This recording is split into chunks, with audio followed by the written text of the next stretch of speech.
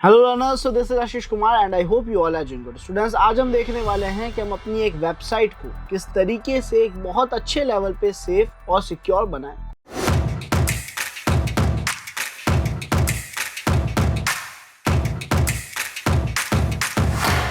Students, जिस तरीके से अभी तक हमने हमारे विंडोज और लिनक्स मशीन्स को फायरवॉल्स के जरिए सेव करा है, सिक्योर करा है, उसी तरीके से हम अपनी वेबसाइट को भी सेव करने वाले हैं using WAF, stands for web application firewall.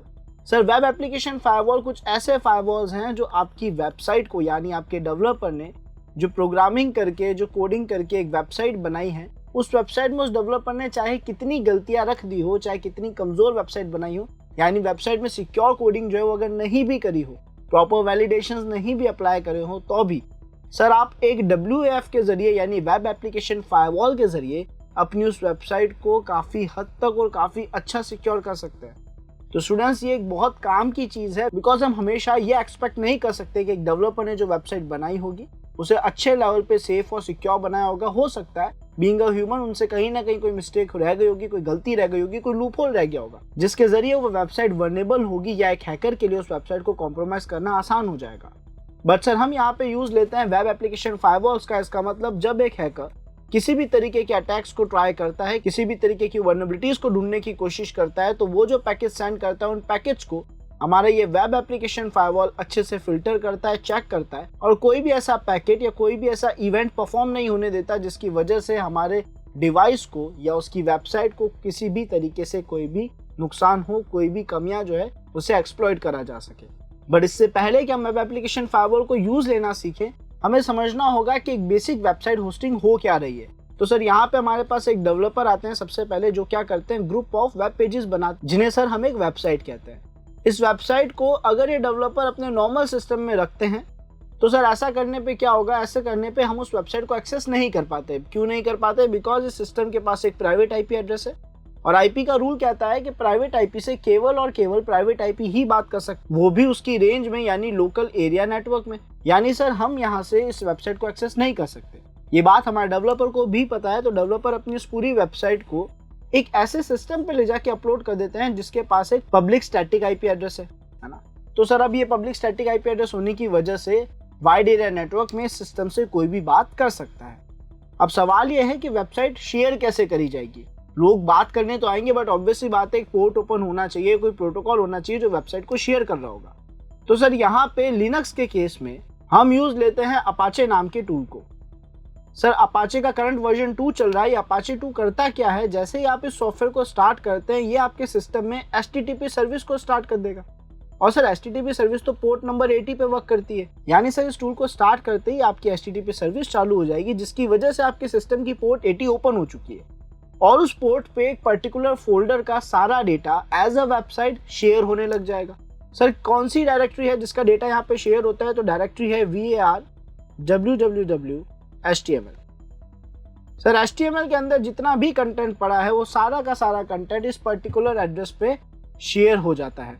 तो यहाँ पे सर हमारे अपाचे 2 को स्टार्ट करने पे HTTP सर्विस चालू हो गई, पोर्ट 80 ओपन हो गई, और HTML फोल्डर के अंदर पड़ा हुआ सारा डेटा इस रास्ते पे शेयर होने लग जाएगा, यानी हर एक यूजर हमारी इस वेबसाइट को एक्सेस कर पाएगा। ये बेसिक अपाचे की वर्किंग है। अब सर हम देखते हैं यहाँ पे कि बेसिक कमियां क्या क्या रह जाती हैं, और वेब एप्लीकेशन फायरवॉल उन्हें कितने बेटर तरीके से सेफ रख सकता है। तो हम अपनी मशीन पे चलते हैं, और यहाँ पे सर हम अपने अपाचे सर्वर को स्टार्ट करेंगे, ये देखने के लिए कि क्या रियलिटी में पोर्ट 80 पे वेबसाइट चल रही है या नहीं चल रही। तो हम कमांड लिखेंगे सर्विस अपाचे 2 स्टार्ट, और सर इससे पहले आप एंटर प्रेस करें, क्यों ना हम अपने सिस्टम पे जाके चेक कर ले कि करंटली वहाँ पे कोई वेबसाइट वर्क कर रही है या नहीं, जिसके लिए आप चाहे तो अपना लोकल होस्ट एड्रेस लिख सकते हैं। तो हमने यहाँ पे लिखा लोकल होस्ट :80 और एंटर प्रेस करा। तो सर फिलहाल यहाँ पे एक वेब पेज वर्क कर रहा है जिसमें लिखा हुआ है ऑल हेड। इसका मतलब शायद हमारा अपाचे सर्वर पहले से चालू होगा, तो हम एक बार उसे बंद कर देते हैं और एंटर प्रेस करते हैं, फिर से रीलोड करके देखते हैं। सो स्टूडेंट्स, अब जैसे ही हम इस कमांड को लिख के एंटर प्रेस करेंगे, हमारे सिस्टम की पोर्ट 80 ओपन हो चुकी होगी, और सर वहां पे www HTML के अंदर जो कंटेंट है वो शेयर हो चुका होगा एज अ वेबसाइट। हमने कहा एक बार इसको ट्राई करके देखते हैं। हम क्या करेंगे, सबसे पहले ifconfig के जरिए अपनी IP डिटेल्स चेक कर लेते हैं। तो सर फिलहाल as a ETH0 user, ethernet user, आपको जो IP अलॉट करी गई है प्राइवेट IP विच इज 192.168.216.132। उसके अलावा सर हमारे पास एक डोमेन नेम तो रहता ही है जिसका नाम लोकल होस्ट है, और साथ ही साथ उसका आईपी एड्रेस भी रहता है जो कि 127.0.0.1 है।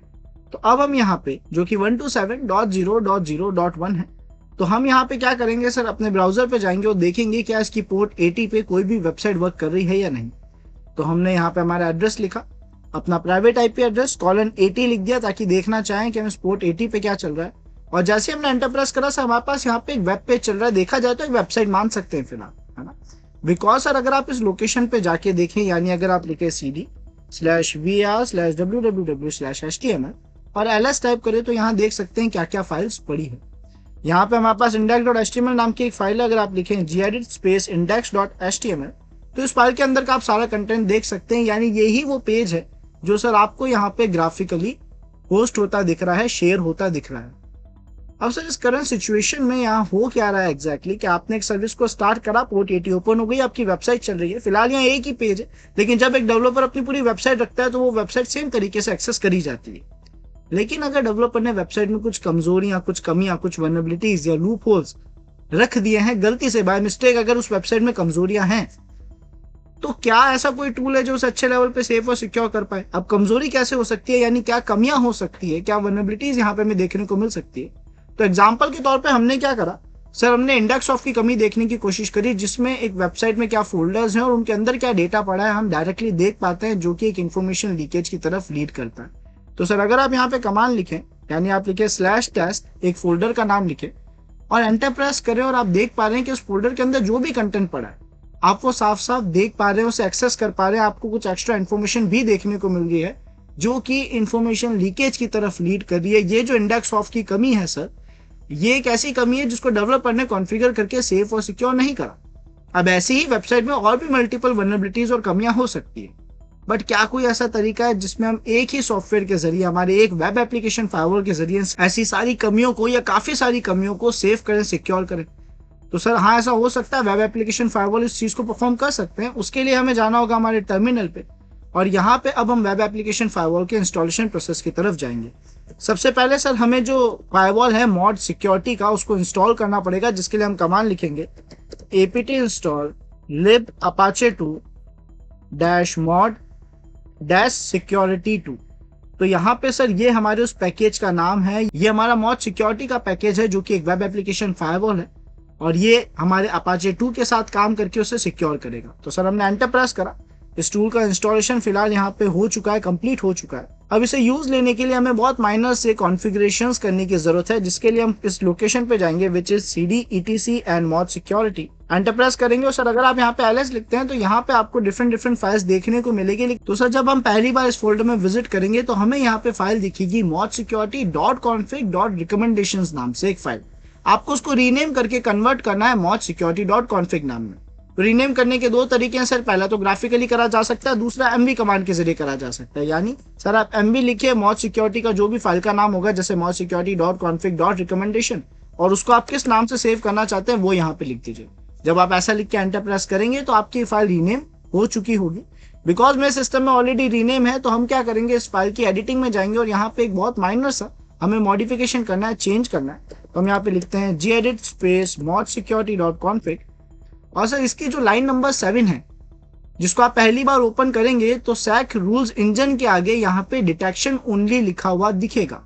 आपको डिटेक्शन ओनली को हटा के वहां पे ऑन लिखना है। बस ये एक माइनर सा चेंज हमें इस फाइल में आके करना है।